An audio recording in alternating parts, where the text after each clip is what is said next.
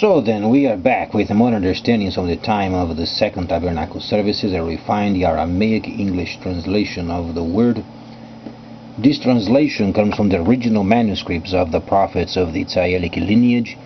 So then we can understand the time of the end as per Yeshayahu the prophet.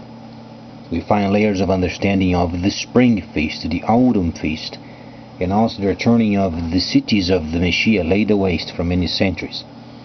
Understanding then Yeshayahu the prophet, then we make a link with Galah or Revelation. It is also important for us then to establish a very strong basis of what we believe, and then we realize when a person is saved, a person then is revealed. From the viewpoint of the Creator himself, let's understand then. He came in the form of a son, and he revealed the holy instructions while he was completing the spring feast. He did so, and he paid the price on our behalf. And then he spent a year with his people, teaching them every step of Leviticus 23rd chapter, so they would know how to perform the holy instructions as they were given these holy oracles centuries prior. So then, what does it take for a person to become saved? The first indication is revelation. If you are saved, you are a person revealed. If you are revealed, you know how to explain revelation. Because truly, revelation is not revelation in itself. Revelation is simply completion of what the prophets previously spoke regarding the autumn feast. So as a person is saved and understands the holy instructions per its original manuscripts, a person obviously becomes revealed.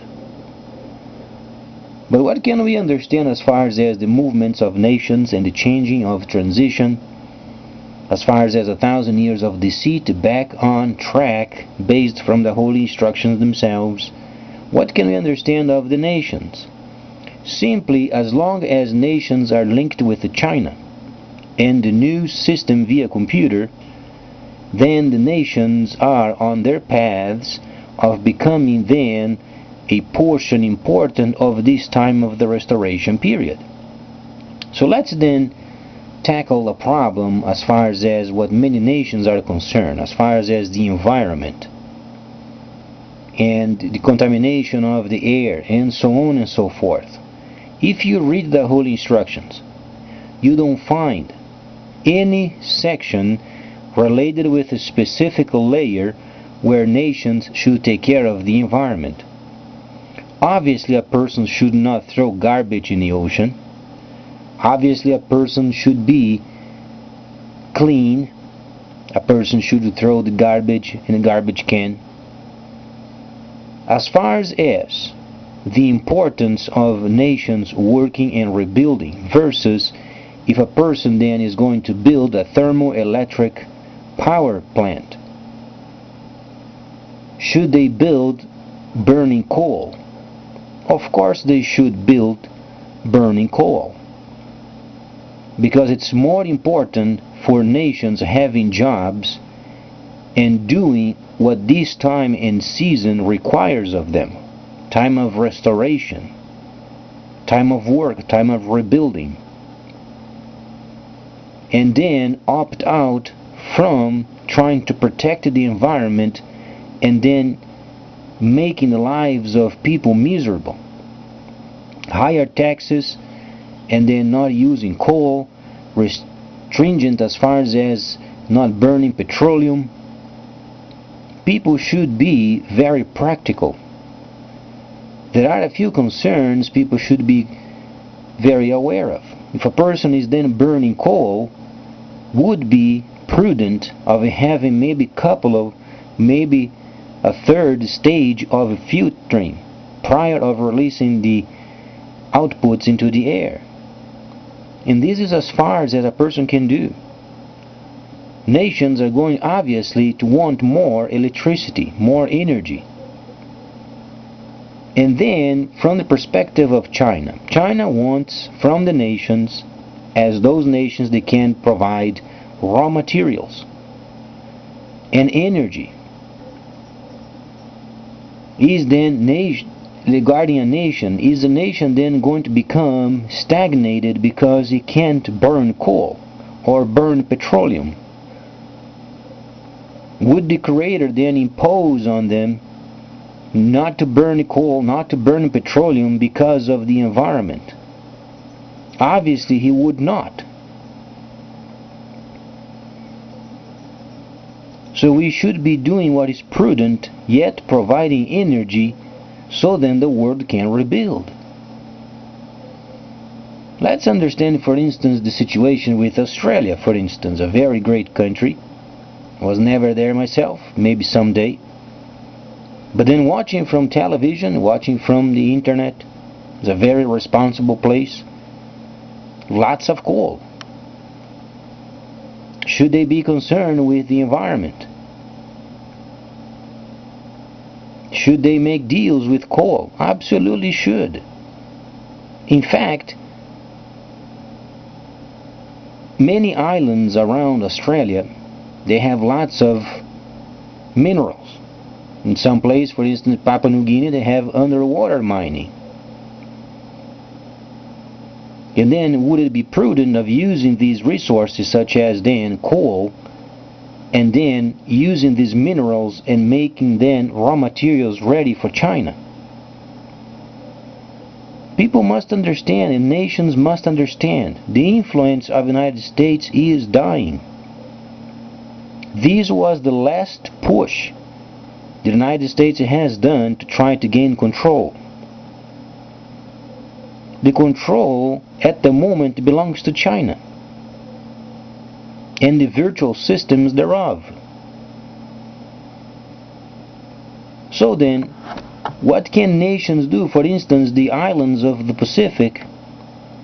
Understandably, Australia is the largest of the South Pacific.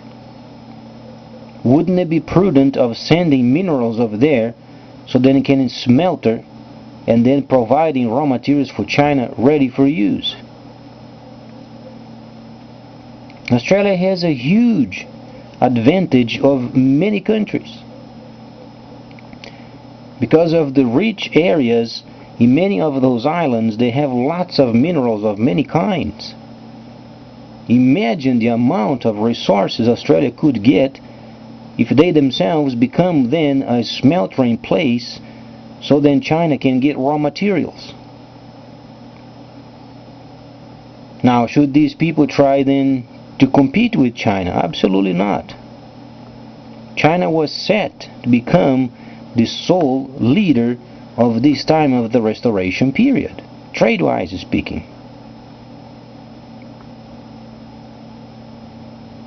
So then coal, should they come up with more power plants by burning coal? Absolutely. Should the nations that has lots of petroleum should come up with thermoelectrics? Absolutely. Nuclear is clean, but it's very expensive. The nations should be practical.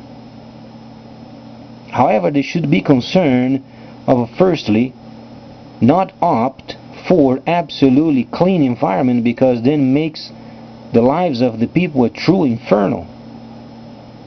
Neither they should be in a place where they become slothful and then lazy and then burning coal without any restraint. No, they should have some sort of a filtering system, but at least the minimum.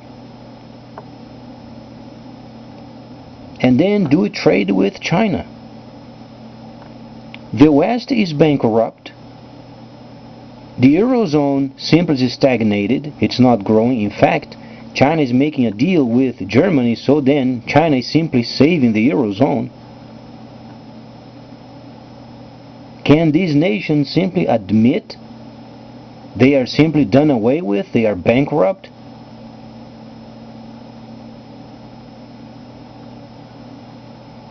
China is the forward motion of this time of the restoration period, bringing then prosperity to thousands of people.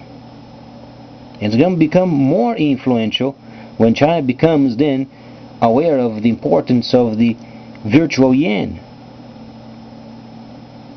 So people can start doing direct trade with the Bank of China, either investing or then sending money or receiving money, buying products using the Chinese money.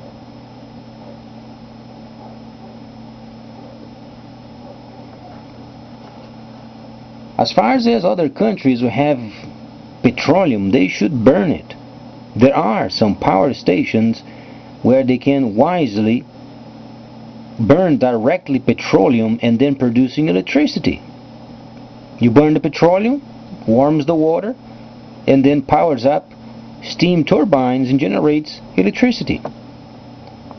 They should be practical, but they should filter as much as they can, but they should give this electricity so industry can start picking up again and nations can then rebuild themselves.